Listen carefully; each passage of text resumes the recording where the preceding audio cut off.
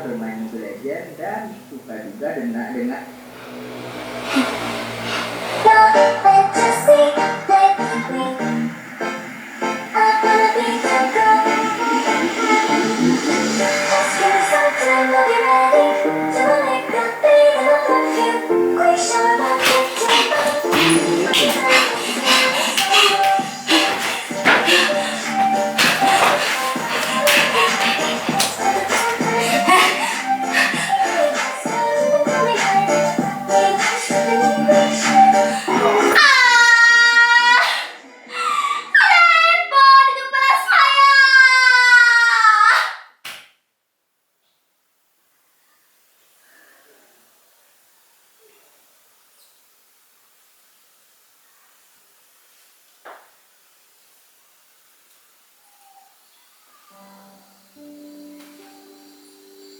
Setiap malam, setiap kali saya membuka buku-buku itu dan membacanya,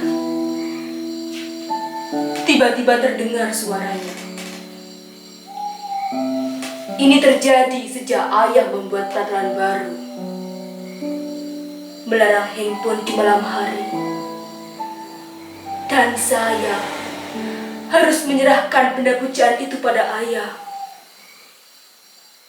Maka saya akan duduk di bangku itu, mendampingi buku-buku yang bisu dan tak asyik itu, sampai saya tertidur.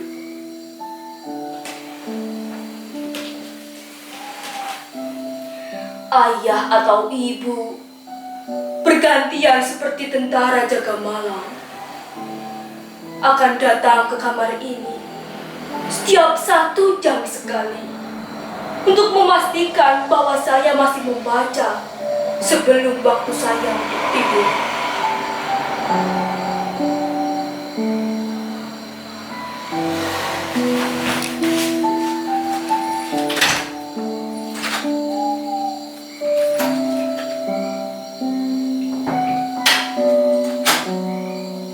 Pintu itu tak boleh saya kunci sebelum jadwal tidur tiba. Ini peraturan kedua.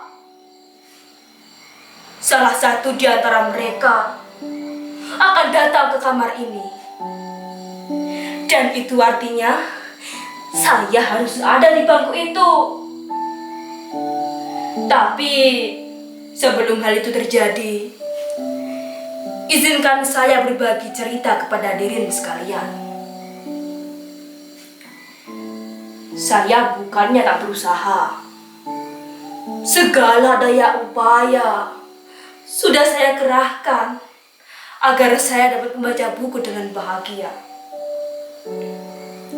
Saya juga sudah memotivasi diri dengan berbagai nasihat yang saya ingat.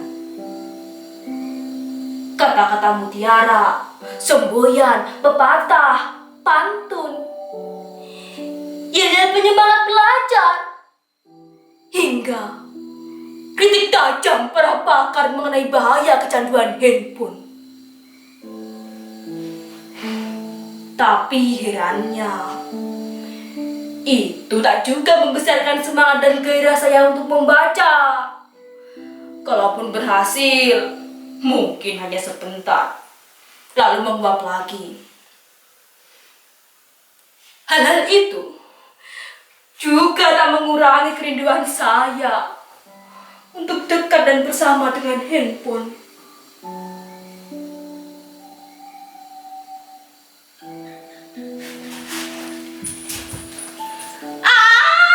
Kalau saja mengubah diri bisa dilakukan serenyak seraba pada teguh. mungkin saya tak akan menderita begini lagi.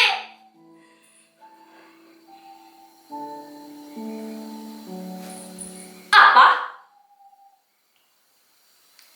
Saudara-saudara tak yakin bahwa saya menderita?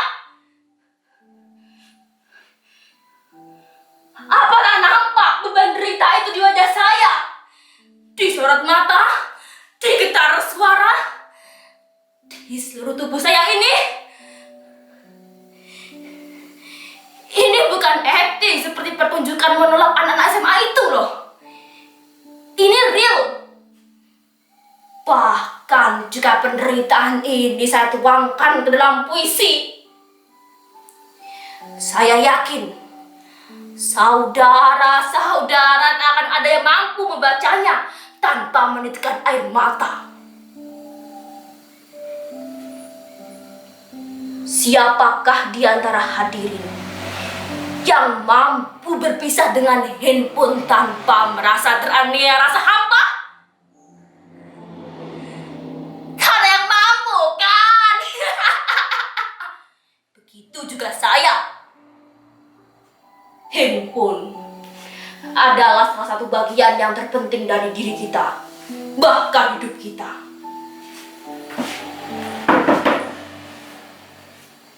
Bayangkan saja, sejak kecil dia bersama kita, menjadi teman di saat semua orang tak punya waktu luang, atau malas meladeni kita yang masih kanak-kanak dan belum bernilai guna.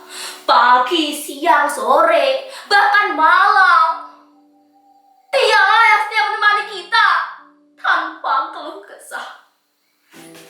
Asalkan baterai dan kuotanya cukup, ia akan menemani kita. Ia juga telah menyimpan nama dan seluruh memori kita di dalam dirinya. Dan kita telah menyimpan password dan kunci pembukanya di dalam benak kita. Wah, sungguh simbiosis yang sangat romantis dan intim, bukan? Itulah mengapa berpisah dengan dirinya, walau hanya saban malam, seperti melewati bertahun-tahun kesepian. Oh, handphoneku, betapa berat dan panjang jalan yang harus kutempuh untuk kembali bersamamu.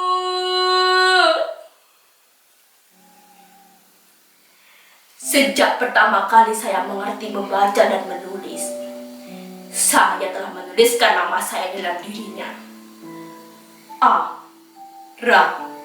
Yan. Saya memang sempat berganti-ganti partner dari satu handphone ke handphone yang lainnya. Tapi apapun jenisnya, sikap mereka tetap sama, setia menemani dan melayani.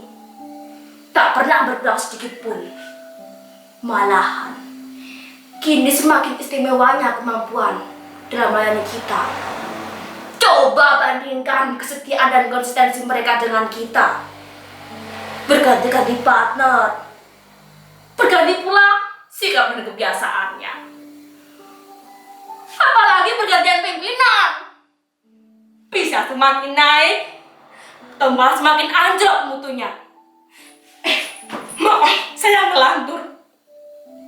Maklumlah, orang kalau sedang diterkam sepi dan rindu, suka melayang kemana-mana pikirannya. Jadi bagaimana sekarang? Sudah cukup jelas bahwa saya menderita. Saya menderita bukan karena hanya berpisah dengan dirinya saja, tapi karena saya dihadapkan oleh dua keadaan secara bersamaan. Di satu sisi, saya tahu ayah dan ibu bertujuan baik. Dia ingin saya punya prestasi dan maju dalam studi. Tapi di sisi lain, seluruh diri saya jiwa saya dan kesadaran saya sudah sejak kecil dengan dia ada bersama saya. Tak mudah bagi saya melewati hari meski sesaat tanpa dia.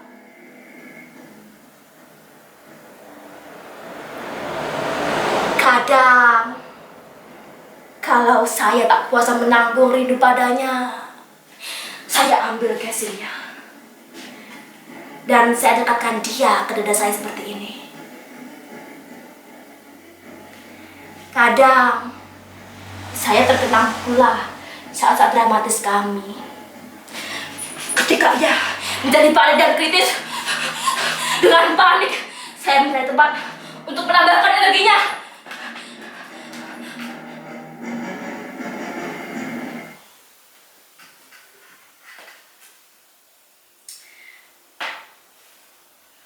Tak ada yang lebih membahagiakan selain mendengar suara riang dan renyahnya. Bertamasya dengannya kemanapun kita ingin mengunjungi situs-situs, atau hanya menikmati makanan-makanan lezat yang ditawarkannya. Ia membuat hidup ini menjadi lebih mudah, simpel, dan praktis.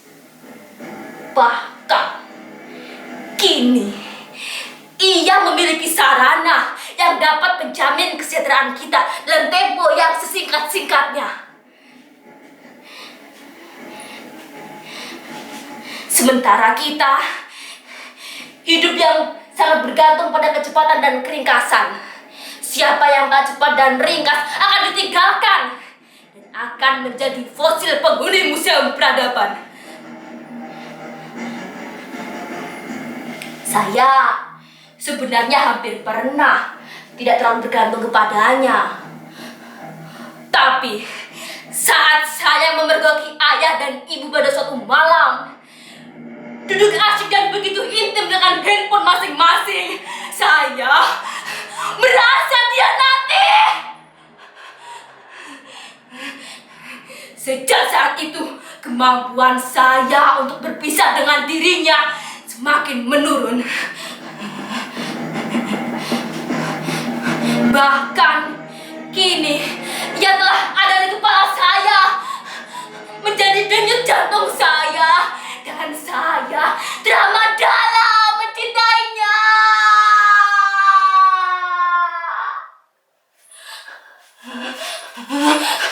Jangan terlalu dalam, jangan terlalu dalam atau kalian akan menderita seperti saya.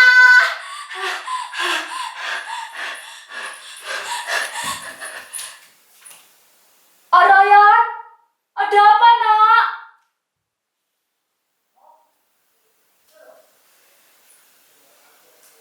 Betapa berat dan panjang jalan yang harus kutempuh. Tapi inilah yang harus kudapat lakukan untuk mendapatkan kelahiranku kembali.